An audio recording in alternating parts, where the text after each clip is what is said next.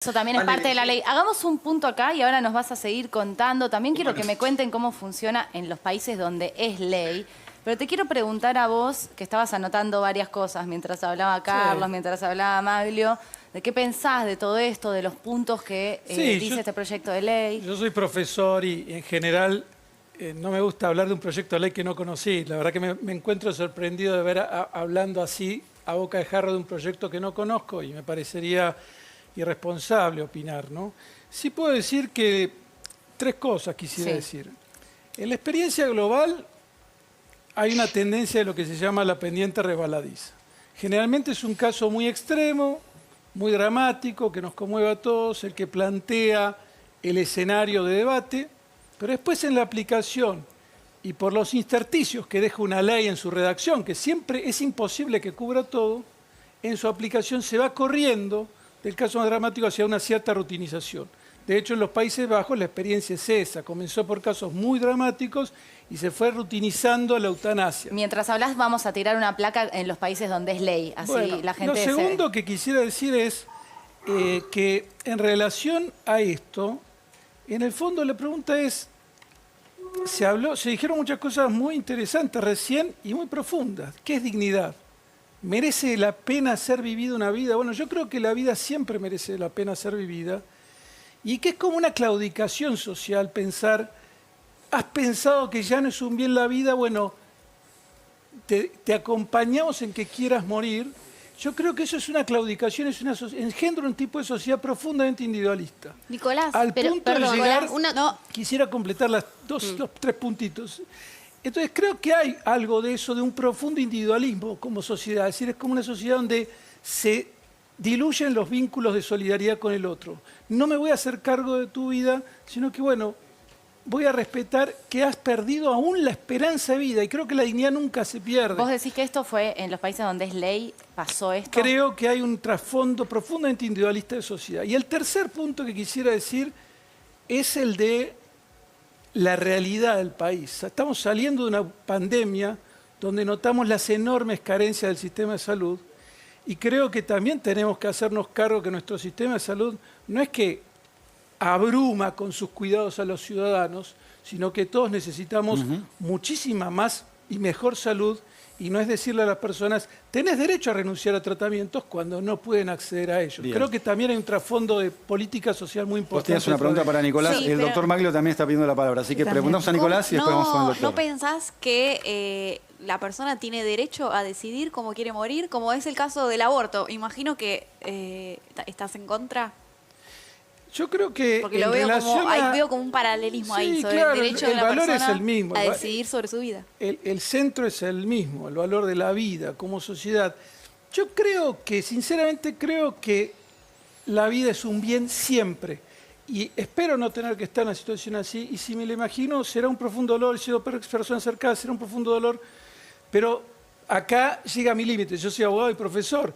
Basta, inviten a alguien de los hospice, inviten a Matías Nahum y la tarea fantástica que hacen y lo que te cuentan de cómo el enfermo en ese momento necesita ese acompañamiento y la esperanza de vida. Yo creo que siempre, aún en el peor sufrimiento existencial, la presencia y acompañamiento de las personas hacen que sea posible verle un sentido a la vida. Yo creo que la vida siempre es un bien. Pero usted dice, la vida merece ser vivida, pero ¿qué vida? Porque eso es vida. Le doy un caso, por ejemplo. ¿Cómo colocamos el nivel de qué es vida digna de ser vivida? Eso es un tema muy delicado. Justamente ese es el punto. Porque, por ejemplo, el caso de Marcelo Díez. Marcelo Díez, un joven neuquino, tuvo un accidente, 20 años en estado vegetativo. Lo mantuvieron con vida, hidratándolo y dándole alimento. 20 años, o sea, no sabemos ni si soñaba, si no soñaba, ¿no? Era estado vegetativo. La familia llegó hasta la Corte Suprema de Justicia. Falleció el día que salió la sentencia. Antes de que se ejecute la sentencia. Exactamente. Ahora, en ese caso es un caso distinto porque no le tenían que quitar el respirador porque respiraba por sí mismo, pero sí le tenían que quitar la alimentación por sonda o técnicamente no sé exactamente cómo era, pero alimentación e hidratación artificial, digamos.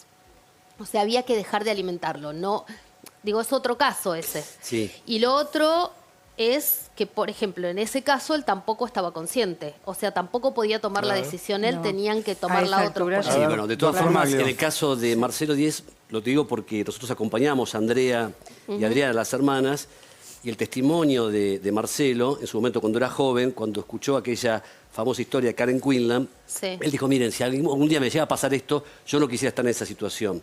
Pero un poco volviendo al tema de la ley, ¿no? Y el tema de la cuestión jurídica de Argentina y en los países en donde ustedes han puesto allí el cartel, hay también un mito. ¿Se acuerdan con el divorcio vincular o con IVE, la interrupción voluntaria de embarazo? Todo el mundo decía, va a haber más divorcios, va a haber más abortos. A diferencia de lo que se piensa, en todos los países, inclusive en territorio de Australia del Norte, que no estaba en la placa, no aumentaron los pedidos de eutanasia. No, Ignacio, se mantuvieron, no aumentaron.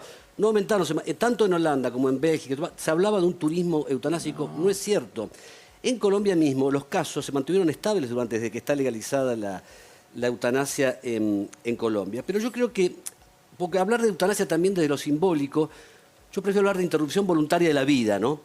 Porque la vida, como planteaba Nicolás, yo entiendo que es un bien jurídico importante la vida, todos queremos vivir, pero por encima del valor biológico de la vida está la dignidad.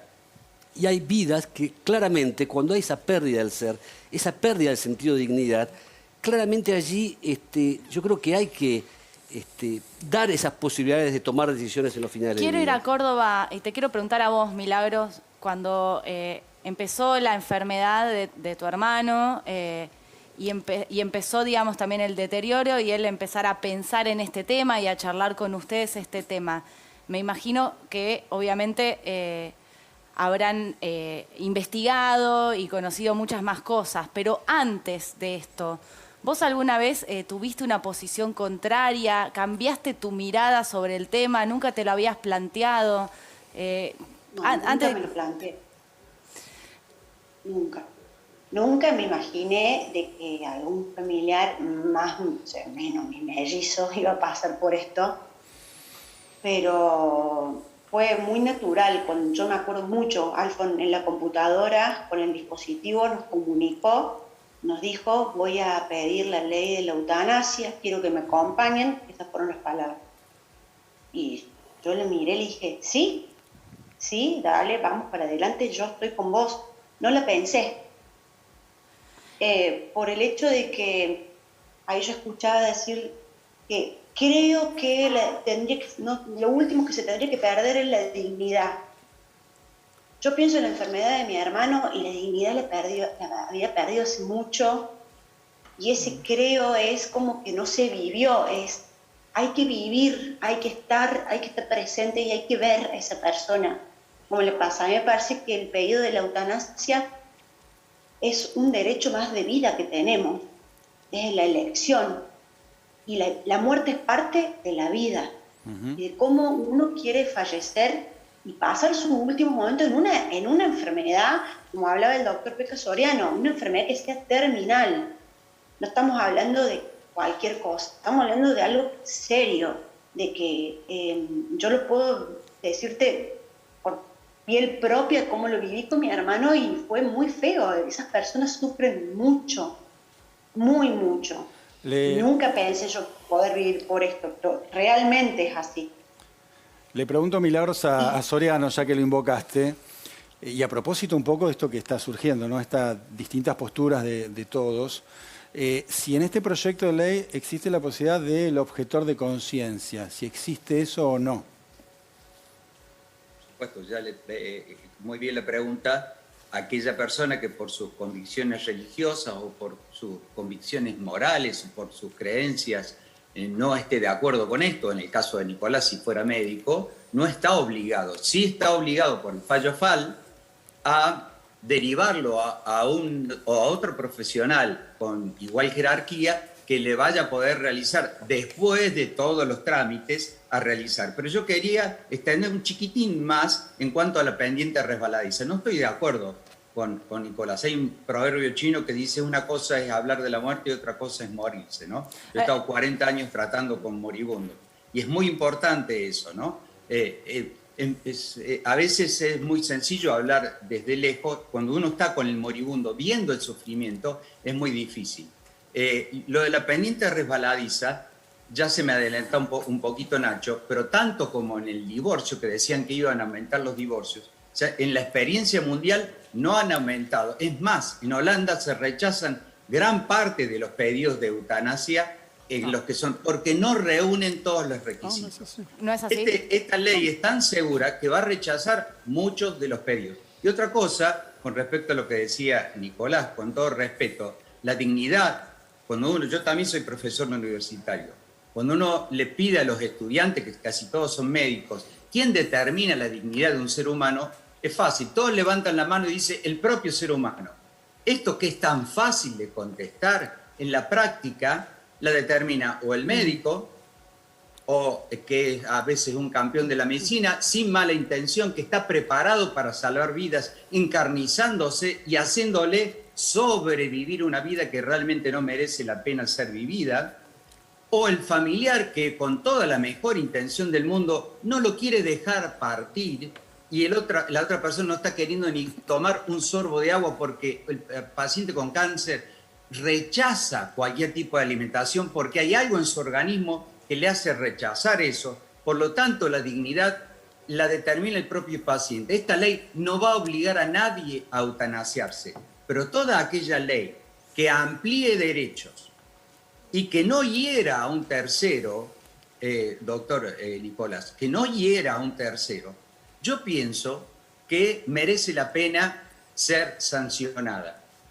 A diferencia de la ley de aborto, que ahí podíamos discutir 2 horas si había un tercero o no, sí, en esa sí podemos discutir. Acá no hay un tercero, y ya Kant lo decía en el siglo XVIII. El Estado es el responsable de resguardar las libertades individuales. ¿Y qué mayor libertad la de que poder elegir qué vida queremos vivir? Y como parte de esa vida, que es el final de la vida, qué muerte deseamos tener en los momentos en que el sufrimiento, como dice la ley, sea insoportable, sea incorregible en el tiempo o incurable en el tiempo y que realmente le esté haciendo padecer, ya sea física o psíquicamente, un dolor que es irresistible para el propio Carlos, paciente. hagamos un punto acá que están tanto Nicolás como Viviana querían decir algo. Sí, Si querés, Viviana. quería vos dos primero. cosas destacar para sumar a la conversación. Primero, que me parece importante destacar el concepto de que estamos hablando de una muerte médicamente asistida, ¿sí? Cuando uno dice una muerte provocada por el médico, entonces se encienden muchas alertas. Estamos hablando de un proceso de asistencia a una decisión que toma la persona. Un pedido reiterado. Entonces, una persona viene siendo acompañada por la institución médica a lo largo de la enfermedad y esta sería una instancia más de ser asistido. Creo que es un concepto importante para pensar. Está bien, está muy bien. Y por otra parte quería marcar algo. Hay una realidad, y en eso coincido con Nicolás, en que las deficiencias del sistema sanitario generan una suerte de paradoja. Por un lado, hay personas que están sobremedicadas, que padecen lo que se llama obstinación terapéutica, es decir, que se invierte en ellas, desde el punto de vista económico, una cantidad de tratamientos, y por el otro lado hay personas que están subatendidas en el final de la vida. La desigualdad estructural en el sistema de salud. Esto hay que resolverlo, por Ahora supuesto. yo les quiero preguntar qué pasa en la práctica, si hay casos, digamos, que van por fuera de la ley y es algo que sucede sin un marco legal. Pero vos anotaste varias cosas, Nicolás. No, o sea, creo que estoy en una franca minoría, digamos. Yo creo que somos como 10 en el programa. Por eso te y estaba soy el dando más la único voz a vos. No, lo que yo quisiera decir es, primero, creo que se dijo algo un poco respetuoso, y sencillo hablar de lejos. Yo fui convocado a hablar como jurista, no estoy hablando de lejos de los casos, o sea, tengo una profunda compasión, Sí, claro. acompaño personas, he estado cerca de personas en el fin de su vida y no hablo de lejos, estoy hablando de una compasión y justamente es la compasión. Yo creo que como sociedad estamos dando un mensaje, si saliera una ley así, estaríamos dando un mensaje y tu vida ya no vale la pena que sea vivida. Puedes tomar esta decisión de quitarte la vida. Y para mí eso es una claudicación. O sea, la así ley como es el desalentamos, mensaje, decís vos. nosotros desalentamos el suicidio. Y acá es un suicidio asistido. Y yo creo que el suicidio tiene que ser desalentado porque no podemos dejar a las personas solas con su sufrimiento. Ahora, yo Tenemos que pregunto- ayudarnos y hacernos cargo. Le pregunto- Y apuesto a eso, creo que es legítimo que podamos plantearnos como sociedad qué modelo de acompañamiento tenemos a los que están sufriendo. Le pregunto, y creo que esa es la Nicolás, pregunta de fondo. Que no nos hacemos.